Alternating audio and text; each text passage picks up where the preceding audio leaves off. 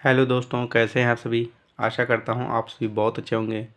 Mathematics memory के इस नए सेशन में मैं तुल जायसवाल आप सभी का एक बार फिर से स्वागत करता हूं। उम्मीद है कि पिछली 2 वीडियोस जो मैंने बनाई थी वो आप सभी को पसंद आई होंगी। दोस्तों, किन्हीं कारणों से 2-3 दिन हमारी क्लास चल नहीं पाई, उसके लिए मैं पहले क्षमा प्रार्थी हूँ।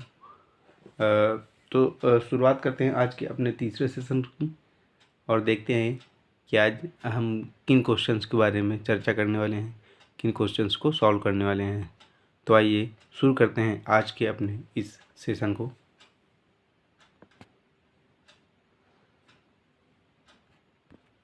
तो सेशन का पहला प्रश्न आप सभी के सामने ये रहा। कह रहा है कि 9,000 रुपये की एक धनराशि ए, बी तथा सी में 4:5:6 के अनुपात में बांटना है। ए और सी के भागों में अंतर क्या होगा। तो देखिए दोस्तों, इसका 2 तरीका है करने का। पहले मैं आपको बताता हूँ इजी, उसके बाद आपको शॉर्ट बताता हूँ कि शॉर्ट तरीके में इसे हम कैसे करते हैं। आइए देखते हैं। रुपए हैं, हमारी धनराशि जो है वो 9,000 रुपये की है ना।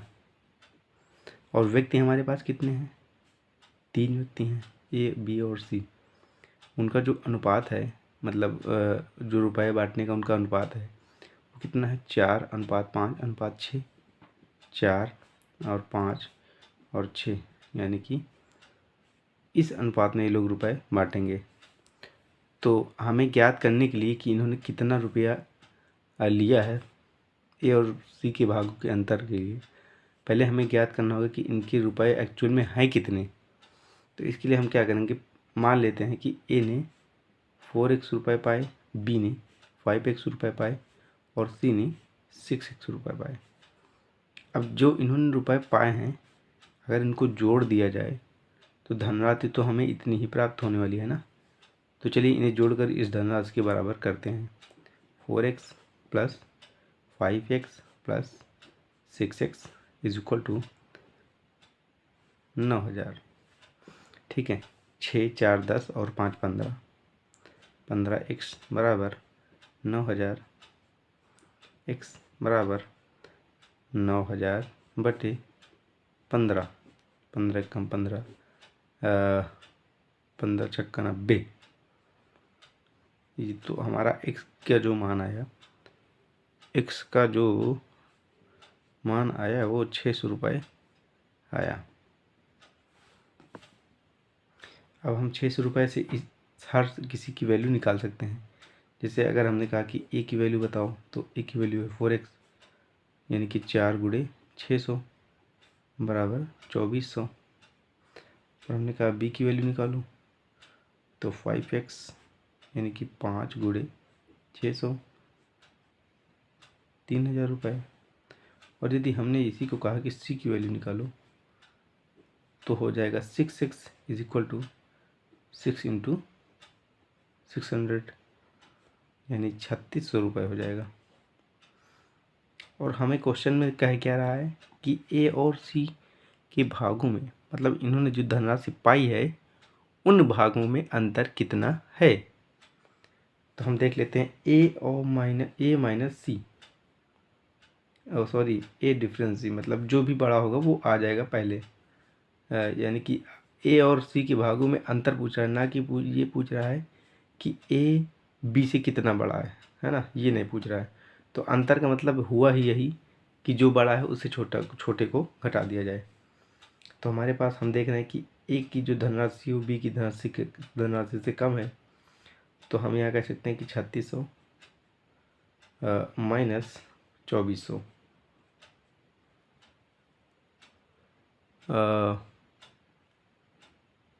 यहाँ पे देख लेते हैं, शायद आपको दिख ना रहा हो।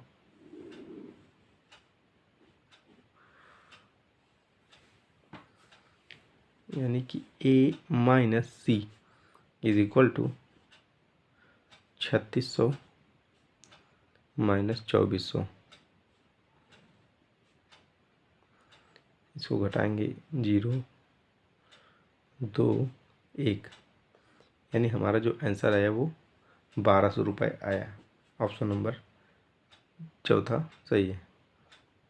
अब हम देख लेते हैं जो मेथड है, जो पारंपरिक तरीका है अपने लगाने का, जिससे कि हमारे समय की भी बचत हो, हमें एक तरीका भी मिल जाए, हमें इतना लिखना भी ना पड़े और सॉल्यूशन हमें प्राप्त हो जाए, आंसर हमें प्राप्त हो जाए।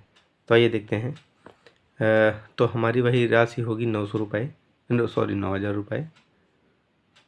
हमारे पास व्यक्ति हैं 3, ए, बी और सी। इनका जो अनुपात है वो 4:5 और 6 का अनुपात है ना। तो अब सबसे पहले हम अगर ए की बात करें, ए की वैल्यू निकालना है, तो ए की वैल्यू एक्चुअल में अनुपात में है कितनी, 4 मल्टीप्लाइड बाई कुल धनराशि बटे कुल अनुपात, यानी कि जो इनका योग है, इनका और इनका जो योग है वो 9,000 के नीचे आ जाएगा, 9,000 के बटे में आ जाएगा। 6 4 10 और 5 15, तो 15 छक्के 90, 6 चौको 24, 2,400 रुपये। ऐसे ही बी का निकालेंगे, 5 गुणे 9,000 बटे 15, 15 छक्के 90, 30, 300 रुपये। 5 छक्के 30, 3,000 रुपये है ना। उसके बाद हम लोग निकालते हैं सी का इधर देख लेते हैं। सी बराबर 6 गुणे 9,000 बटे 15, 15 छक्के 90, 6 छंग 36, यानी इसका आया मूल्य 3600 रुपये। निकालना था हमें ए डिफरेंस सी, यानी ए और बी के बीच के भागों का अंतर। तो हमारा ए 2400 निकला था और सी 3600, वही प्रक्रिया करेंगे, 3600 माइनस 2400 और हमारा आंसर 1,200 रुपये हमें प्राप्त हो जाएगा। तो ये था कुछ समय बचत। अभी हमने भी इसमें कुछ ज़्यादा राइटिंग की है, तो आप यहाँ से घटा क्या सकते हैं कि जैसे आपने यहाँ पे निकाला 600 रुपये है ना, तो इस टर्म को आपको बार बार नहीं लिखना है। यहाँ पे देखिए मैंने बार बार लिखा है आपको समझाने के लिए, तो इस टर्म को आपको बार बार नहीं लिखना है। 600 रुपये आपको सीधे सीधे ले लेना है, यानी कि यहाँ पे 600 रुपये आए तो यहाँ पे आप डायरेक्टली 5 × 600 लिख सकते हैं। ऐसे यहाँ सी पर भी लिख सकते हैं। तो ये हुआ टाइम बचत, समय की बचत, ये आप कर सकते हैं। चलते हैं, आई होप आपको समझ में आ गया होगा कि 1,200 आंसर कैसे आया। चलते हैं अपने नेक्स्ट क्वेश्चन पर, जो कि ये रहा आपकी स्क्रीन के सामने। दूसरा क्वेश्चन, यदि ए की आमदनी का 35% बी की आमदनी के 25% के बराबर है, ठीक है, तो उनकी आमदनियों का अनुपात क्या होगा। पहले तो हम यहाँ पे बता दें कि ए की मतलब 2 व्यक्ति है यहाँ पर, एक है ए और दूसरा है बी, ठीक है। इनकी आमदनियों का अनुपात आमदनियों में तुलना की जा रही है कुछ शर्तों के साथ। शर्तें ये हैं कि जो आप लोग देख रहे हैं क्वेश्चन में, कि ए की आमदनी का 35%, बी की आमदनी के 25%, यानी हम मान लेते हैं ए की आमदनी क्या है, ए ही है ना, और बी की आमदनी क्या है, बी ही है। तो ए की आमदनी का 35%, यानी कि ए की जो आमदनी है उसका हम लोग 35% निकालेंगे, और बी की आमदनी के 25%, यानी कि बी की जो आमदनी है उसका 25% हम लोग निकालेंगे। उसके बाद कह रहा है कि ये दोनों क्या हैं, बराबर हैं, तो हमने इक्वल टू साइन लगा दिया। अब देखते हैं क्या कर सकते हैं हम लोग। तो हम लोग ए और बी को एक तरफ ले आते हैं, ए बटे बी बराबर 25 बटे 100, ये हो जाएगा 35 बटे 100 को इधर लेके आएंगे तो ये 100 ऊपर चला जाएगा अंश में और 35 नीचे चला आएगा हर में। ये हमने 100 से 100 को काट दिया, 5 से कटेगा 25 25, 5 7 35, यानी जो ए बटे बी का जो मान आया वो 5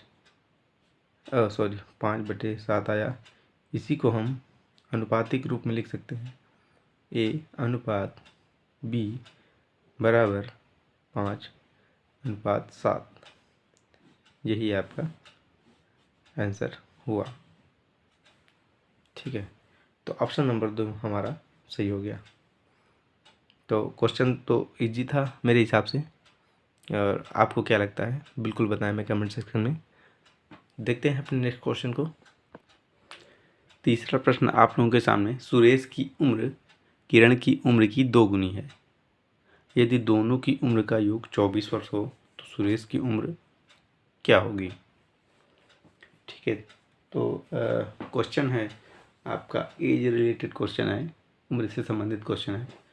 देखते हैं कि हम लोग इसे कैसे सॉल्व करते हैं। सुरेश की उम्र किरण की उम्र की 2 गुनी है। तो इसके लिए तो पहले हमें किरण की उम्र मालूम होनी चाहिए, तभी तो हम उसकी 2 गुनी करेंगे और सुरेश की उम्र हमें निकल आएगी। ठीक है, तो हम यहाँ पे मान लेते हैं कि माना किरण की उम्र बराबर x, तो सुरेश की उम्र बराबर 2x, है ना, हमने यहाँ पे माना। तो अब अगर इसको देखते हुए क्वेश्चन का जो क्वेश्चन में क्या पूछा जा रहा है इससे रिलेट करें तो इसमें आंसर क्या होगा।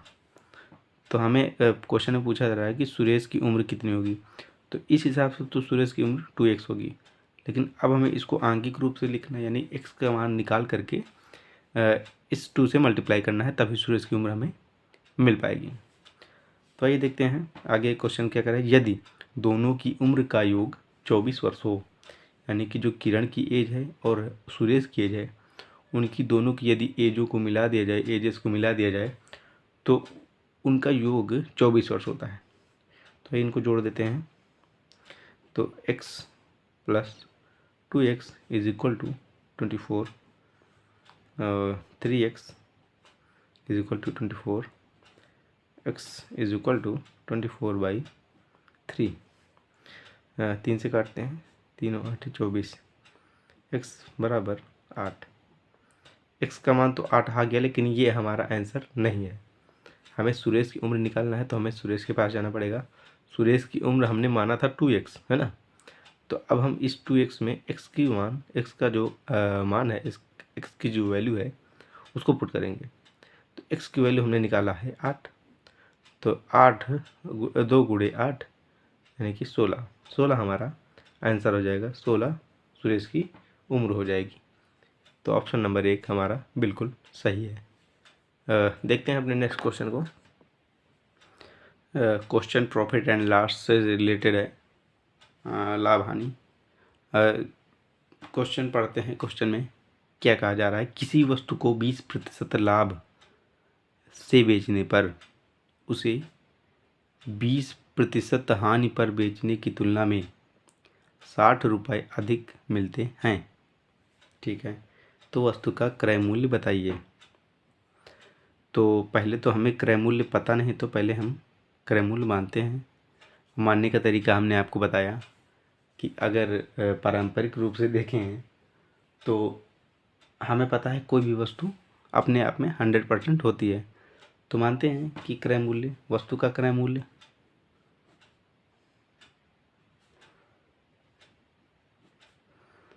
= 100% या 100 मान लेते हैं।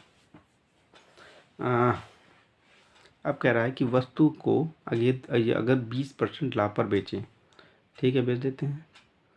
यदि 20% लाभ पर बेचेंगे तो 120 प्राप्त होगा, ये हमारा विक्रय मूल्य हो जाएगा, है ना। और उसी वस्तु को, है ना, 20% हानि पर बेचते हैं। अच्छा, ये 120 कैसे है आपको समझ में आ गया होगा ना कि 100 का हमने क्या निकाला, 20% निकाला और उसी 100 में ऐड कर दिया, है ना। ये 100 है तब तो देखने में आसान लग रहा है कि हमने डायरेक्ट 120 लिख दिया। अभी 500 होता या 1500 या 1525 होता तो आपको ये निकालना पड़ता। तो आप 2 तरीके निकाल सकते हैं कि एक तो आप 20% निकालें, उसमें जोड़ दें, इसमें ऐड कर दें। या दूसरा तरीका ये है कि आप जिस संख्या का निकालना है उसका 120% कर दें, ये भी तरीका है। ठीक है, तो 100 था तो हमने 120 डायरेक्ट लिख दिया, आप भी लिख सकते हैं। लेकिन अगर संख्याएं कुछ कॉम्प्लिकेटेड हुई, कुछ डिफरेंट रूप में अगर आप देखने को मिलती हैं, तो फिर आपको निकालना ही पड़ेगा ना। तो दो तरीके हैं, लाभ को जोड़ दें या डायरेक्ट आप विक्रय मूल्य को निकालें। देखते हैं कि दूसरा जो विक्रय मूल्य है वो कितना है, क्योंकि इसको हानि पर बेचा जा रहा है, 20% की हानि पर बेचा जा रहा था, यानी कि ये हो जाएगा 80। अब अगर इसका निकालें तो 100 का 20% निकालें और फिर इसी 100 में से सब्सट्रैक्ट करें, घटाएं, तो हमें 80 प्राप्त होगा। ठीक है, 100 के लिए हम डायरेक्ट कर सकते हैं। चलिए आइए देखते हैं आगे क्या कह रहा है। हानि पर बेचने की तुलना में, अब इन दोनों का जो तुलना हम करेंगे, है ना, क्योंकि ये एक्चुअल हमारा रेट नहीं है, एक्चुअल मूल्य नहीं है, तो हम मूल्य निकालना पड़ेगा। तो इनकी जब हम तुलना करते हैं तो पाते हैं कि इनका जो डिफरेंस है वो कितना है। इनका डिफरेंस 40 रुपीज़ का है, 40 सॉरी रुपए नहीं होंगे अभी, क्योंकि हमने माना है इनको, तो ये हम मान लेते हैं कि 40 इकाई का है, तो 40 हमारा प्राप्त हुआ। अब ये 40 हमें ऐसे प्राप्त हुआ जैसे हमने माना था। अब इसकी जो वैल्यू है हमें दी जा रही है, ठीक है। अब इसको मान लेते हैं 40%, है ना। अब चूँकि 100 माना था, तो हमारा जो लाभ होगा वो 100 पे ही होगा, और जो हानि होगा वो 100 पर ही होगा। तो हमारा जो डिफरेंस हुआ विक्रय मूल्य का वो 40% का हुआ। ये हमारा निकला है, ये हमने सब्सट्रैक्ट करके निकाला है। इसकी जो वैल्यू है वो हमें दी जा रही है कि इसकी वैल्यू 60 है, 60 रुपये है। तो हम यहाँ से 1% की अगर हम लोग वैल्यू निकालें तो 60/40, है ना। इसको भी पढ़ा रहने देते हैं, कुछ करते नहीं हैं। तो यहाँ से हमें क्रय मूल्य निकालना, हमें पता है कि क्रय मूल्य कितना 100% है, तो हम यहाँ 100% की वैल्यू निकाल लेते हैं, यानी 60/40 गुणे 100। 0 से 0 काटते हैं, 4 से 100 को काटते हैं 25, और 25 गुणे 6 होता है 150 रुपये। हाँ, यानी कि जो आपका विक्रय मूल्य सॉरी आपका जो क्रय मूल्य है, क्रय मूल्य वो हमें ज्ञात हो चुका है, 150 रुपये इसकी कीमत आई है। यानी कि ऑप्शन नंबर 2 हमारा सही है। इसका दोस्तों जो आप लोगों ने अपनी पुरानी कक्षाओं में, जो बच्चे नए हैं अपनी पुरानी कक्षाओं से पढ़ के आए होंगे, उन्होंने उसको बड़ी कॉम्प्लिकेटेड तरीके से निकालना सीखा होगा। आइए उसको भी देख लेते हैं कि वस्तु का लाभ 20% लाभ पर बेचने पर, यानी कि जो उन्होंने निकाला होगा कि विक्रय मूल्य बराबर क्रय मूल्य गुणे 20%, फिर उसको क्रय मूल्य प्लस क्रय मूल्य इंटू 20 ऐसे सॉल्व किया होगा, तो उनका जो एक्चुअल में क्रय मूल्य आया होगा, सॉरी विक्रय मूल्य आया होगा, वो कुछ सॉल्व करने के बाद 120/500 आया होगा। ये उनका पहला विक्रय मूल्य हुआ होगा, फिर उन्होंने दूसरा विक्रय मूल्य सेम इसी प्रोसेस से निकाला होगा, और इसी प्रोसेस से निकालने के बाद उनको विक्रय मूल्य दूसरा उनको मिला होगा। क्रय मूल्य अब चूँकि क्या हो रहा है, लॉस हो रहा है, हानि हो रही है, तो यहाँ पे उनको 80/100 मिला होगा, और इन दोनों को आपस में उन्होंने घटाया होगा कि जो पहला विक्रय मूल्य है माइनस दूसरा विक्रय मूल्य, ये हो जाएगा क्रय मूल्य 120/100 माइनस क्रय मूल्य और इंटू 80/100, ऐसे ही क्रय मूल्य आप घटाने पे 40 आया होगा, है ना। तो अब देखिए इसकी वैल्यू दी गई है कि जो तुलना किया यानी कि घटाया, इसका जो मान है वो दिया गया है 60 के बराबर दिया गया है। तो अब हम क्या करते होंगे बच्चे छोटे, या यूँ कहें कि जो अभी नए एज के हैं, जो जिन्होंने अभी ही हाल ही में इंटर कंप्लीट किया है अपना, या हाई स्कूल से अपनी तैयारी को, अपनी प्रिपरेशन को चालू किए हैं, उन्होंने क्या करते होंगे पहले कि अब इधर देख लेते हैं। क्रय मूल्य यहाँ निकालने के बाद क्रय मूल्य बराबर 60 गुणे 100/40। तो घुमा फिरा के बात ये कहनी थी कि आंसर दोनों का एक ही आया, मेथड अलग अलग है। ये मेथड कितना कॉम्प्लिकेटेड है, ये मेथड कितना ईजी है ना। अभी इनमें भी आपको इतना सब लिखने की ज़रूरत नहीं है, मैंने आपको समझाने के लिए बताया है, ठीक है। तो उम्मीद मेरी यही होगी कि आपको कॉम्प्लिकेटेड ना बताएं, क्योंकि एग्ज़ाम्स में इतना आपके पास समय होता नहीं है कि आप ऐसे लगाएं, ऐसे तरीक़ों से लगाएं। तो तरीका वही यूज करें, तरीक़ों को अपनाएं जिनसे आपका आंसर भी आए, आसानी से आए, जल्दी आए, है ना। ठीक है, बढ़ते हैं अपने नेक्स्ट क्वेश्चन पे। सेशन का 5वां प्रश्न और आज का अंतिम प्रश्न कह रहा है कि 80 रुपये अंकित मूल्य के छाते को 68 रुपये में बेचा गया। ठीक है, बेच दीजिए। छूट की दर कितनी है, यानी कि 80 रुपये था आपका अंकित मूल्य,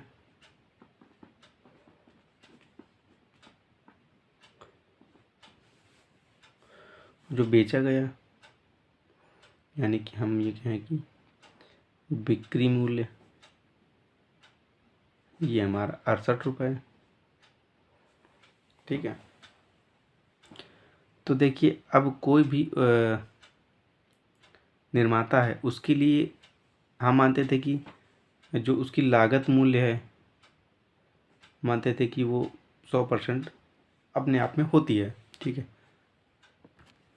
लेकिन जब कोई दुकानदार उस निर्माता से कोई वस्तु लेकर के आता है, तो उसके लिए लागत मूल्य वो नहीं होती जो उसकी लागत मूल्य होती है।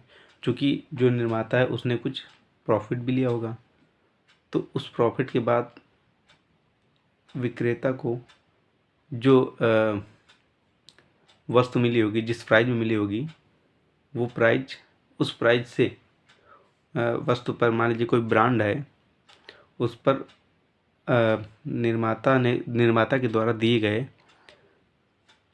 प्राइस से कुछ मूल्य अधिक अंकित होता है। मान लीजिए कि एक्स में उसने लिया, निर्माता से 100 रुपये में उसने खरीदा, तो अब कुछ बढ़ करके मूल्य अंकित होगा, तभी तो वो उस अंकित मूल्य पर बेचेगा और कुछ लाभ प्राप्त कर पाएगा, है ना। तो उस अंकित मूल्य को अब उसके लिए लागत मूल्य के बराबर होगी, यानी कि ये जो अंकित मूल्य है विक्रेता के लिए, यही क्या होगा, 100% होगा, एक्चुअल में अपने आप में 100% होगा। इतनी बात आप लोगों को समझ में आ गई होगी, है ना। तो जो अंकित मूल्य 100% था, उसको हमने क्या किया, या यहाँ पे 100% निकालने की आवश्यकता ही क्या है, हम सीधे यहाँ पे सब्सट्रैक्ट करते हैं 2 1, यानी 12 हमारा मूल्य आया, 12 रुपये हमारा इसका अंतर आया। हमें कह रहा है कि छूट की दर कितनी। अब छूट की दर तो हम वहीं से निकालेंगे ना, अंकित मूल्य से। तो छूट की दर 12/80 गुणे 100, 4 से काटते हैं, 4 तियाँ 12, 4 दूनिया 8, और 20 से काटते हैं, 20 पंचे 100, 5 तियाँ 15, तो 15% हो गई छूट की दर। ऑप्शन नंबर 1 सही है। तो मैं जो आपको समझा रहा था, खैर इस क्वेश्चन में उसकी आवश्यकता तो थी नहीं, लेकिन मेरा समझाने का मेरा समझाने का ध्येय ये था कि जब कोई निर्माता वस्तु को बनाता है, तो उसका जो कुल खर्च है, उन सबको जोड़ करके अंत में जो उत्पाद तैयार हुआ, वो उसके लिए 100% होता है। ठीक है, लेकिन जब कोई विक्रेता, बात समझना है, इसी निर्माता से वस्तु को खरीदेगा तो ये क्या करेगा, कुछ लाभ तो लेगा ना। जो उसने लाभ लिया, अब वो विक्रेता के लिए क्या बना, 100% वो बना, यानी कि वस्तु के लागत मूल्य के बराबर बना। क्योंकि इसके लिए लागत मूल्य क्या है, जो उसने खरीदा, बनाना या ना बनाना वो अलग तरीके बात है। अब इसने कुल खर्चे को मिलाया और उसे अपने क्या किया, लागत मूल्य बनाया कि हमारा प्रोडक्ट इतने में तैयार हुआ। लेकिन विक्रेता चूँकि कोई प्रोडक्ट बना नहीं रहा है ना, सिर्फ खरीद रहा है और ख़रीदने के बाद कुछ लाभ पर उसे बेच दे रहा है। तो यहाँ पर उसके लिए क्या हो जाएगा, उसके लिए जो अपने आप में 100% होगा, या उसके लिए यूँ कह दें कि लागत मूल्य ही अगर मान लेते हैं तो वो 100% वो मानेगा कि हाँ, सारे खर्चे काट करके, सारे किराए देने के बाद हमें ये वस्तु इतने रुपए की पड़ी, यानी कि हम इसे 100% मान सकते हैं। तो ये विक्रेता के लिए 100% होगी, यानी कि इसमें आपका खर्चा भी ऐड होगा, किराया और जितने भी सारे खर्चे हैं वो इसमें ऐड रहते हैं। तो इसी को 100% माना जाता है। तो सेशन तो आपका आज का कंप्लीट हुआ। सेशन आपको कैसा लगा बिल्कुल आप कमेंट सेक्शन में बताएं भाई, क्यों नहीं बता रहे हैं आप लोग, कमेंट सेक्शन में बताएं। और जो भी कमियां हों उन्हें भी आप लोग बताएं। साथ ही साथ जो हमारे लिसनर्स हैं, जो हमारे व्यूवर्स हैं, जो लगातार देख रहे हैं, जिन्होंने तो अब पुरानी वीडियोस देखी हैं, मैं नहीं जानता हूँ आपने कितना देखा है, पूरा देखा है या स्किप करके देखा है। तो अपने आप अनुभव साझा करें भाई, अपने अनुभव को साझा करें और बताएं कि आपको इसमें क्या अच्छा लगा और क्या नहीं अच्छा लगा, और इसमें क्या सुधार मैं कर सकता हूँ वो भी आप बताएं, सजेस्ट करें। भाई सीखने ही तो हम आए हैं यहाँ पर, गलतियाँ सबसे होती हैं और जीवन में सीखते रहने से ही आदमी कुछ नया कर सकता है, कुछ बेहतर कर सकता है। तो बिल्कुल बिना झिझक के आप लोग कमेंट सेक्शन में ज़रूर लिखें कि सर आपकी ये प्रॉब्लम से आप ये नहीं कर पा रहे हैं, आपने ये तरीका गलत बताया है। बिल्कुल मैं उसको और सुधारने का प्रयत्न करूँगा। ठीक है, तो मिलते हैं अपने नेक्स्ट सेशन में। तब तक के लिए बहुत बहुत धन्यवाद, बहुत बहुत धन्यवाद।